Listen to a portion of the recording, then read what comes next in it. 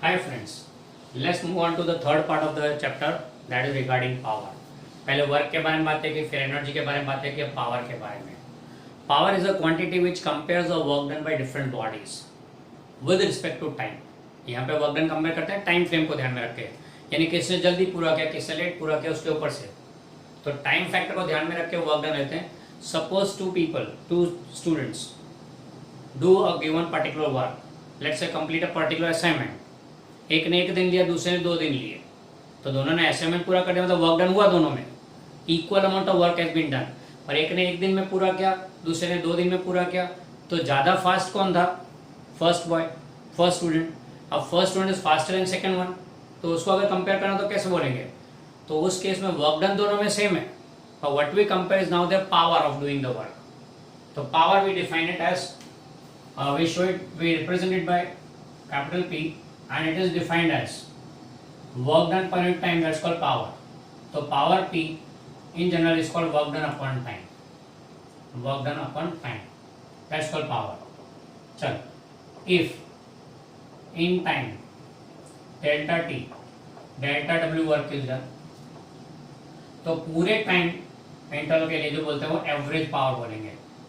Average power for the entire time of delta t is given as average p delta w upon delta t. ये एक form हो गया. पर if work done is changing with time, every moment work done is changing, तो उस case में भी define instantaneous power. तो instantaneous power p is given as limit delta t tends to 0 delta w upon delta t, that is dw upon dt. तो instantaneous power is given as dw upon dt. यानी कि अगर work done का कोई formula दिया time के respect में, तो टेक अप दिस फॉर्मूला. अगर वर्क डन का कोई फॉर्मूला दिया है respect to suppose work done equal to 6t square minus 2t plus 3, तो ये टाइम क्या फैक्टर में आ गया? It's a function of time. तो ऐसे केस में गो फॉर इंस्टेंटेनियस पावर, क्योंकि चेंजिंग विद टाइम है. एंड अगर भी आपको वर्क डन है 64 जूल, तो फॉरगेट इट, तो फिक्स वैल्यू है, एवरेज पावर हो गई. क्लियर? सो वर्क डन कैसा भी है उसके ऊपर से फॉर्मूला आपको यूज करना है. ओके, ये हो गया पावर के बारे में. पावर का formula E1 power is given as, देखो work done is given as force into displacement upon time. अब डिस्प्लेसमेंट टाइम इज स्पीड, तो फोर्स इनटू स्पीड भी हो जाएगा वर्क डन का एक और फॉर्मूला. ये दोनों फॉर्मूला याद रखना है पावर के. पावर का एक formula work done upon time, दूसरा फोर्स इनटू स्पीड. काफी यूजफुल होगा. वी इंस्टेंटेनियस लिया हो तो इंस्टेंटेनियस पावर आएगा, एवरेज स्पीड लिया हो तो एवरेज पावर आएगा. एवरेज पावर इंस्टेंटेनियस पावर दोनों हो जाएगा. क्लियर? अब आगे चलते हैं. इसका unit of power, that is work done upon time. Work done के लिए जूल यूज करते हैं, टाइम के लिए सेकंड यूज करते हैं, एंड इसको प्यार से वाट बोलते हैं. नाम जेम्स वाट के पर से, सरनेम पर से watt. And this is the SI unit of power. इसका सीजीएस यूनिट जूल का अपॉन सेकेंड, इसका कोई नाम नहीं रखा हुआ है, ये इसका सीजीएस यूनिट हो गया. CGS unit. फिर डायमेंशनल फॉर्मूला. इसका डायमेंशनल फॉर्मूला क्या आएगा? तो वर्क डन के लिए m1 L2 t minus 2 upon time के लिए t1, तो this will be m1 L2 t minus 3, that's the power. Power का डायमेंशनल फॉर्मूला. ओके, तो ये हो गया पावर के बारे में. पावर के लिए दूसरे यूनिट्स भी यूज करते हैं, पर फिलहाल हम लोग नहीं चलते हैं उसके अंदर. किलोवाट में मेगावाट पावर जिसे लेते हैं, तो किलो है 10⁻3, मेगा मीन्स 10⁻6.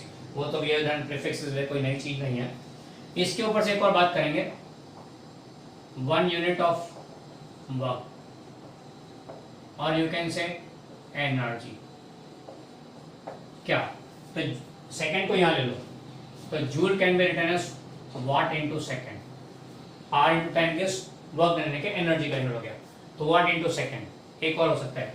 इसी पर से डिफाइन किया हमने एक यूनिट जिसका नाम ही यूनिट है. एक यूनिट डिफाइन किया जिसका नाम यूनिट है, कैपिटल में लिखना है compulsory unit. And 1 unit is defined as when 1 kilowatt power is used for 1 hour. When 1 kilowatt power is used for 1 hour, then the amount of energy used is called 1 unit. यानी इसको दूसरे word में kilowatt hour लिखते हैं. Kilowatt hour. और कई लोग इसको ऐसे भी लिखते हैं और KWH किलोवाट आवर। ओके, तो किलोवाट आवर यानी क्या है? 1 unit means 1 kilowatt hour. 1 kilowatt hour is given as 1 kilowatt power used for 1 hour. 1 kilowatt power used for 1 hour, then the amount of energy utilized, 1 kilowatt power 1 घंटे तक अगर use किया, then the energy utilized is called 1 unit. कितना आता है ये value देखें, 1 kilowatt means 10 raised to 3 watt and 1 hour means 3600 second. तो इसको हिसाब लगाए तो कुछ बनता है 3.6 into 10 raised to 6, 3 मिनटियाँ, this much joule into second, sorry watt into second, and watt into second is called joule. So 3.6 into 10 raised to 6 joule, 3.6 into 10 raised to 6 joule, that is value of 1 unit. तो अगर इतना energy utilise किया, अगर इतनी energy utilise किया तो उसको 1 unit बोलते हैं। This much amount of energy is called 1 unit. ये एनर्जी का एक और यूनिट हो गया। एनर्जी जो वर्क डन के लिए लो तो भी चलेगा। मतलब क्या ये? It means 1 kilowatt power is used for 1 hour, then the energy utilise is 3.6 into 10 raised to 6 joule. आप बोलोगे क्या ये यूनिट का कोई मतलब है ऐसा डिफाइन करने का? हाँ, इसको कंपल्सरी कैपिटल में लिखना है, दैट्स अ यूनिट। एंड ये किस लिए यूज होता है? Mainly for electrical energy, mainly use for electrical energy. Electrical energy बोले तो घर पे जो लाइट का बिल आता है, you must have seen the light bill coming at home, it is in terms of units, that is in terms of units। वो unit क्या है? तो 1 kilowatt power use for 1 hour, तो 1 यूनिट का है। यानी वो कैलकुलेशन कैसे होता है? आपके घर में अगर 1000 वाट यूज हुआ 1 आवर के लिए तो बिल आपका 1 यूनिट हो गया, बिल आपका 1 यूनिट हो गया। ओके, अब कैसे पता लगा कितना ये पावर और वो सब कैसे लाने का घर पे? चलो सिंपल बात करते हैं। हमारी ट्यूबलाइट, घर पे जो ट्यूबलाइट है वो 40 वाट पावर की होती है। मतलब कहाँ से पता लगेगा? तो ट्यूबलाइट पे अगर देखोगे, ट्यूब जो है उसके ऊपर एक जगह पे कुछ लिखा हुआ होता है, वो जो लिखा हुआ था वहां पे पढ़ेंगे तो आपको 40 वाट लिखा हुआ मिलेगा। यानी कि ट्यूबलाइट कंज्यूम्स 40 वाट। 40 वाट मतलब कितना हुआ? किलोवाट में लिखो तो इसको लिखेंगे 0.04 किलोवाट। अगर ये ट्यूबलाइट 1 आवर के लिए यूज करो, 1 आवर के लिए, 1 आवर के लिए यूज करोगे तो 0.04 किलोवाट आवर हो गया इसका यूज। कितनी एनर्जी उसने यूज की, यानी इसका मल्टीप्लाई 0.04 कर दो, उतनी एनर्जी उसने यूज किया। चलेगा? तो घर में जितनी ट्यूबलाइट है उसके लिए देख लो। फिर पंखे की बात करें तो पंखे का पावर, पंखा कंज्यूम अराउंड 250 वाट पावर, यानी कि 0.25 किलोवाट। अब 1 आवर के लिए चालू करो तो 0.25 यूनिट यूज होगा। 1 आवर के लिए यूज करो तो 4 घंटे तक अगर पंखा यूज करेंगे, चलाएंगे 4 घंटे तक, तो 1 यूनिट बिल आएगा।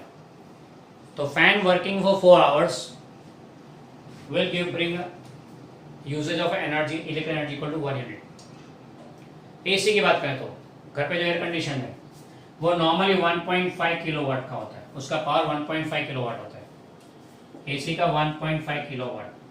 अब इसको अगर 1 आवर के लिए यूज करेंगे तो 1.5 यूनिट बिल आएगा। 2 घंटे के लिए यूज किया तो 3 किलोवाट आवर, 2 घंटे के लिए यूज करो तो अकॉर्डिंगली 3 यूनिट्स बिल आएगा। तो अगर एसी 2 घंटे के लिए चालू आपके घर पे तो 2 यूनिट जितना बिल आएगा। कई लोग के लिए, कई लोग का रूम बड़ा होता है तो बड़े ज़्यादा पावर वाले लेते हैं, कोई 2 किलोवाट लेते हैं, 2 टन वाला लेते हैं, वो 2 किलोवाट जितना यूज़ कर रहा है तो 2 किलो। तो बोले पावर कंजम्पशन है, अलग अलग इलेक्ट्रिकल अप्लायंसेस पे लिखा होता है कि कितना पावर कंजम्पशन करता है। आप कोई भी अप्लायंस ले लो इलेक्ट्रिकल, उसमें ढूंढो ऊपर या साइड में या पीछे कहीं पट्टी लगी होगी छोटी सी जिसके ऊपर पूरा डिटेल लिखा होगा, या उसका मैनुअल ले लो तो मैनुअल में भी लिखा होगा कितना पावर कंजम्पशन है। Power consumption multiply by time you will be using it, अगर कर लो तो आपको कितना किलोवाट आवर यूज होगा वो पता लगेगा, कितना यूनिट बिल आएगा वो पता लग जाएगा। तो while purchasing an electrical appliance we look to that thing कि उसका पावर कंजम्पशन कितना होता है। आप जब रेफ्रिजरेटर या एसी लेने जाते हैं तो आप पता होगा आपको ऊपर स्टार दिए होते हैं, स्टार रेटिंग दिया होता है, 1 star, 2 star, 3 star, 4 star, 5 star. 5 star वाला बहुत महंगा होता है, मैक्सिमम 5 स्टार। 2 स्टार वाला थोड़ा सस्ता होता है, पर 2 स्टार वाले में उसका एनर्जी एफिशिएंसी कम होता है, मतलब पावर ज़्यादा है तो ज़्यादा पावर कंज्यूम करेगा। 5 स्टार वाले में पावर कंजम्पशन कम है, इससे कम पावर कंज्यूम करेगा। अभी आपको 5 स्टार वाला एसी महंगा पड़ेगा, 10,000 इतने ज़्यादा पड़ेंगे, पर उसका light bill every hour will be using less light bill, around 40% consumption कम होगा। तो 40% जो कंजम्पशन कम हो रहा है that adds up every day, every hour it adds up. तो आपको 10,000 का फायदा तो 1 आध साल में मिल जाएगा। बाद में तो उसका एनर्जी एफिशिएंसी कम है तो कम मिलेगा, इसलिए ज़्यादा स्टार हो तो बेटर है क्योंकि इट्स पावर एफिशिएंट। इससे जब आप अप्लायंस खरीदते हैं तो आप वो बातें ध्यान में रखते हैं कि किसका एफिशिएंसी कितना है, तो पावर स्टार रेटिंग जितना ज़्यादा होगा उतना बेटर होगा क्योंकि उसका पावर कंजम्पशन कम होगा। You can compare the power consumption. आपके घर पे बहुत सारे अप्लायंसेस है, आप अगर चाहे तो अपने घर का लाइट बिल भी निकाल सकते हैं कितना यूनिट आएगा।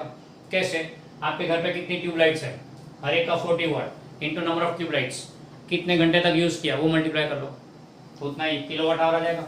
Suppose you have 5 tubelights each of 40 watt use for 5 hours a day, each of 40 watt you, अच्छा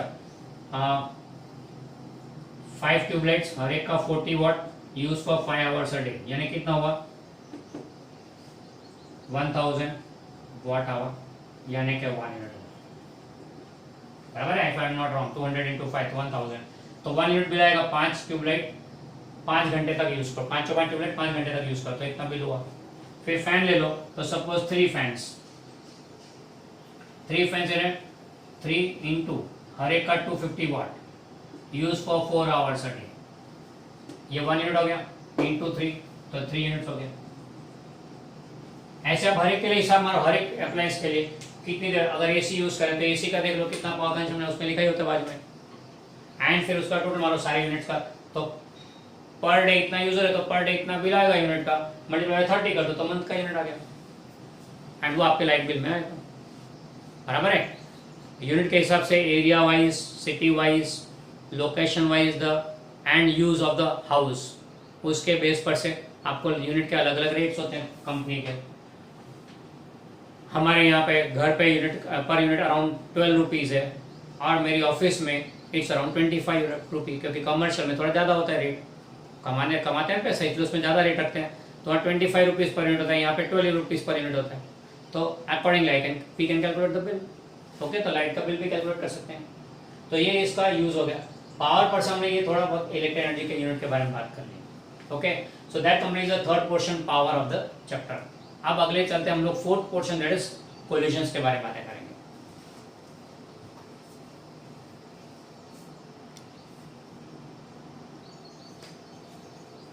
चलो नेक्स्ट चलते हैं कोलिजन के बारे में। कोलिजन यानी क्या? The name itself says colliding, striking with each other, that's called collision. Two or more bodies strike with each other, that's called collision. Okay, collision is striking of 2 or more bodies, that's called collision। ये उसका definition होगा। फिर during collision एक बात fix है, momentum is conserve, यानी momentum का conservation चलता है कोलिजन, हर एक कोलिजन में मोमेंटम इज ऑलवेज कंजर्व, यानी कि that means total momentum before collision, total momentum after collision is same. It means total momentum before and after collision always remains same. यानी conservation of momentum तो completely use होता है हर एक collision में। conservation of momentum तो है Pi equal to Pf, यानी collision के just पहले initial total momentum, collision के just बाद total final momentum is always the same। ये total मतलब क्या? momenta of each involved bodies or objects, यानी each body or object involved in the collision, हर एक का टोटल मारो बिफोर कोलिजन, टोटल मारो after collision, always remain same, यानी momentum is always conserved during the collision. फिर collision दो type के, 2 types. अब कौन से 2 टाइप? तो कोलिजन के बारे में बात करें तो 2 टाइप। अगर काइनेटिक एनर्जी कंजर्व होता है, if kinetic energy is conserve during the collision, then that is called elastic collision। if kinetic energy is conserved, that is called elastic collision। यानी इलास्टिक कोलिजन के केस में momentum तो conserve होता ही है, साथ साथ में काइनेटिक एनर्जी भी कंजर्व। काइनेटिक एनर्जी कंजर्व मतलब total kinetic energy initially equal to total kinetic energy finally. Remember well, kinetic energy only, no potential, no mechanical, nothing, no other form, only kinetic energy. अगर during the collision kinetic energy भी conserve होती है, kinetic energy also is conserve, that's an elastic collision। Momentum तो ही हर एक में, यानी in case of elastic collision momentum and kinetic energy both are conserve. दूसरा टाइप का कोलिजन कौन सा है? जिसमें kinetic energy is not conserve, kinetic energy not conserve मतलब initial kinetic energy not equal to final kinetic energy. तो sir increase होगी कि डिक्रीज होगी, that depends on the situation. Kinetic energy conserve ना होवे तो उसको बोलते हैं हम लोग इन इलास्टिक कोलिजन, या फिर you can also call it as non elastic collision. Inelastic collision और non elastic collision, that's second type of collision. Inelastic collision या नॉन इलास्टिक कोलिजन के दौरान मोमेंटम तो कंजर्व होता ही है, मोमेंटम तो हर एक कोलिजन में कंजर्व होता है, whether it is elastic or non elastic, momentum is always conserved. Kinetic energy is not conserved. अगर kinetic energy conserve नहीं होता तो non elastic conserve होता है तो elastic, यानी total before and after is same, तो elastic collision total before and after is not same, then it is inelastic collision. ना elastic collision में अपने ऐसा हो सकता है कि kinetic energy conserve, बराबर है, तो kinetic energy मतलब क्या, हाफ mv स्क्वायर, मास तो चेंज होता नहीं है नॉर्मली, मास चेंज नहीं लेते हैं, इसलिए क्या होगा, in case अगर mass does not change before and after collision तो speed will also remain the same, vi will be equal to vf। क्या है, mass अगर change नहीं होता during the collision तो speed also remains the same during the collision, वो एक hint है यहाँ पर, बराबर है। अब हम लोग इधर साथ साथ में इलास्टिक कोलिजन के बारे में थोड़ी बातें कर लेते हैं, एंड फिर नेक्स्ट लेक्चर में will go on for elastic collision, क्योंकि इलास्टिक कोलिजन हमको डिटेल में लेना है, बराबर है। तभी साथ साथ में नॉन इलास्टिक कोलिजन के बारे में थोड़ी बातें कर लेते हैं। Just go through this part.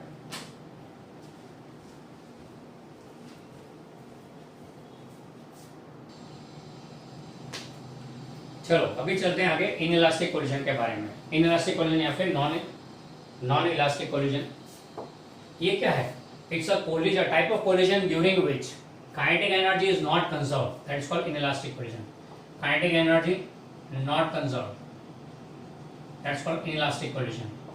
हाँ, momentum is always conserved, momentum is always conserved, momentum तो हमेशा कंजर्व होगा ही। काइनेटिक एनर्जी अगर कंजर्व ना हो दैट इज इनइलास्टिक कोलिजन। इसमें भी एक और डिफाइन किया है जो हमारी बुक ने कुछ ऐसा दिया है, completely inelastic collision, completely inelastic collision, and it means after colliding bodies go together। अगर collision के बाद bodies go together then that is called, after collision की बात है ये, after collision अगर bodies go together then that is called completely inelastic collision, ऐसा हमारी बुक ने डिफाइन किया हुआ है, बराबर है। अब चलो इसी के बारे में थोड़ी बातें कर लेते हैं। यहाँ पे लेते हैं एक example. Suppose a moving body of mass m1 moving with speed v1i initial collides with another body of mass m2 initially stationary. ये बॉडी स्टेशनरी है, बराबर। ये सिचुएशन बिफोर कोलिजन का ले रहे हैं। बिफोर कोलिजन सिचुएशन क्या है? m1 is moving, m2 is stationary, बराबर। तो टोटल मोमेंटम इनिशियली क्या लिखेंगे? m1 v1i plus m2 v2i, और v2i तो जीरो इसलिए बचेगा m1 v1i।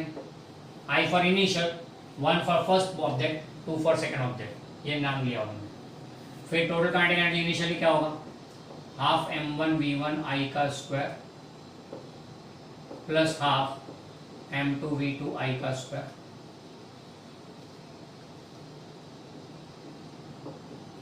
बट v2i तो जीरो है इसलिए आ जाएगा हाफ m1 v1i का स्क्वायर। ओके, ना after collision, next we take after collision, दोनों कोलाइड हो गए। अब moving body collides a stationary body, तो सिचुएशन क्या होगा? इनइलास्टिक कोलिजन लिए, कंप्लीटली इनइलास्टिक, तो दोनों साथ में चलेंगे। आफ्टर कोलिजन मास क्या होगा? m1 प्लस m2, दोनों साथ में चल रहे combine, as combining, combined motion after collision. क्यों? क्योंकि इनइलास्टिक कोलिजन लिया इससे, तो मास कितना होगा? m1 plus m2, and speed कितना बोलते हैं? vf बोलते हैं। v1 तो साथ में ही है तो vf बोलते हैं। vf कितना है तो फाइंड करना है, तो मोमेंटम क्या आएगा? देखो momentum finally will be m into vf, that's m1 plus m2 into vf। Okay, दोनों कंबाइन कर रहे हैं ना। एज बीइंग कोलिजन, कोलिजन है इसलिए momentum is conserve, momentum is conserve, बराबर है। Therefore pi equal to pf, बोले तो pi कितना है? m1 v1i, m1 v1i is equal to pf, pf कितना है? m1 प्लस m2 दोनों कंबाइन होकर चल रहे हैं इंटू vf। बराबर है।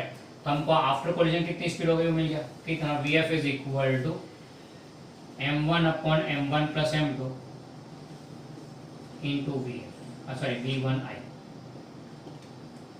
ओके, ये हो गया स्पीड आफ्टर कोलिजन, दोनों की कलेक्टिव स्पीड आफ्टर कोलिजन। ये हम लोग एग्जांपल ले रहे हैं कंप्लीटली इनइलास्टिक कोलिजन का, याद रखना ये, जिसमें टकराने के बाद दोनों साथ में चलेंगे, कंबाइंड मोशन होगा, कंबाइंड मास कर दिया एंड उनकी स्पीड vf, और vf हमने ऑप्टेन कर लिया। ये आ गया speed after collision inelastic collision के दौरान।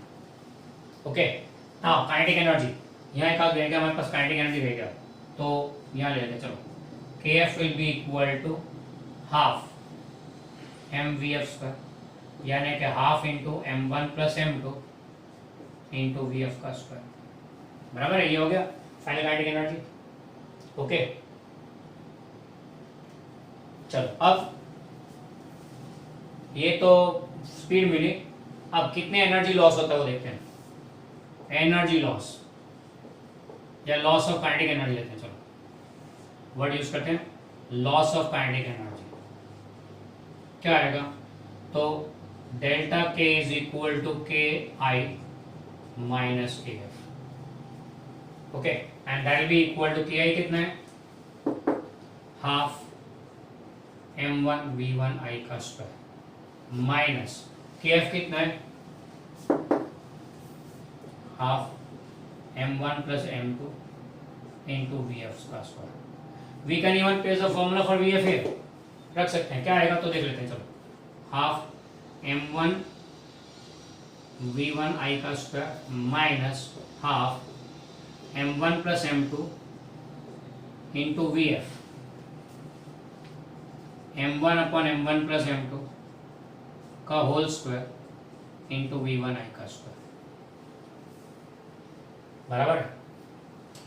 तो सिंप्लीफाई करो तो एक m1 m2 यहाँ उड़ जाएगा स्क्वायर में से, m1 दो बचेंगे, दो आएंगे स्क्वायर होगा, ये v1 i स्क्वायर, तो half m1 v1 i square बाहर निकल सकता है, half m1 v1 i square बाहर निकाल दिया, ये तो पूरा का पूरा चला गया, तो 1 माइनस, यहाँ क्या बचेगा, नीचे m1 प्लस m2 और ऊपर खाली m1, हाफ गया m1 प्लस m2 उड़ गया, नीचे बच गया m1 स्क्वायर, तो उसमें से m1 बाहर गया, v1 i स्क्वायर बाहर चला गया, तो ये मिलेगा। एलसीएम ले लो, ये ऊपर आएगा m1 plus m2 minus m1, तो बचेगा खाली m2, तो व्हाट यू गेट इज, इतना लॉस है, कितना, हाफ m1 v1 i का square into m2 upon m1 plus m2, या फिर m1 m2 कर दो आगे, what you get is, therefore what you get is delta ks, loss of kinetic energy कितना आएगा, so that will be half m1 m2 upon m1 plus m2 into v1 i का square. Okay, ये formula आया loss of kinetic energy after collision. Okay, after collision, collision में कितना loss हुआ kinetic energy का वो मिल गया आपको फॉर्मूला। खास ध्यान रखें, यहाँ पे हमने एक को मूविंग, दूसरे को स्टेशनरी लिया है, अगर मान लो दूसरा भी मूव होता तो कहानी में बहुत बड़े ट्विस्ट होते, फॉर्मूला कुछ अजीब सा होता। पर बेसिक चीज क्या याद रखनी है, बेसिक चीज याद क्या रखनी है कि इनइलास्टिक कोलिजन में kinetic energy is not concern, यानी Ki इक्वल टू Kf नहीं होता। यहाँ पे हमने क्या लिया, कंप्लीटली इनइलास्टिक कोलिजन में हमेशा काइनेटिक एनर्जी डिक्रीज होती है, इसलिए हमने लॉस ऑफ काइनेटिक एनर्जी ले लिया डायरेक्टली। अगर मान लो आप चेंज लेते तो Kf माइनस Ki करते, चेंज इन काइनेटिक एनर्जी मतलब Kf minus final minus initial लेते, तो ये नेगेटिव आता। नेगेटिव है मतलब कि डेल्टा के नेगेटिव मतलब काइनेटिक एनर्जी डिक्रीज हुआ है, डिक्रीज हुआ मतलब लॉस हुआ, तो हमने पहले से लॉस लेके ले लिया। ओके, अब क्वेश्चन ये होता है कि डिक्रीज काइनेटिक एनर्जी जाएगी कहाँ, according to law of conservation of energy, energy never dies, it's never destroyed. तो ये लॉस आएगा क्या, डिस्ट्रॉय हो जाता है, नहीं नहीं नहीं, it is taken up by the particles in form of inter energy, तो पार्टिकल्स की इंटर एनर्जी बढ़ जाती है। काइनेटिक एनर्जी लॉस्ट है तो सामने इंटर एनर्जी बढ़ेगी, तो this kinetic energy converts into inter energy of the particles involved in the collision. So that is regarding inelastic collision. Basic concept याद रखें कि ड्यूरिंग द कोलिजन मोमेंटम तो conserve होता ही है, काइनेटिक एनर्जी कंजर्व नहीं है inelastic collision actually, and accordingly हमने बिफोर आफ्टर गिन लिया, कोलिजन मोमेंटम कंजर्व है, उसके बाद हमको स्पीड मिल गई एंड फिर बाद में चेंज काइनेटिक एनर्जी फाइंड किया। स्टेप्स याद रखो, खास अंडरस्टैंडिंग क्लियर रखो, फॉर्मूला चाहे कोई भी बने, don't worry about that. Numericals में आएगा तो वैल्यूज के साथ में आएगा, तो वैल्यूज आएगी तो इतने सारे फॉर्मूला के मगजमारी कम होगी, you will be directly calculating the values, तो वो ज़्यादा इजी पड़ेगा। तो अगर एज अ न्यूमेरिकल आता है वैल्यूज के साथ तो it is more easier, formula theory के लिए इतना याद रखना है। Okay, so that completes elastic collision. In the next lecture will go on for elastic collision.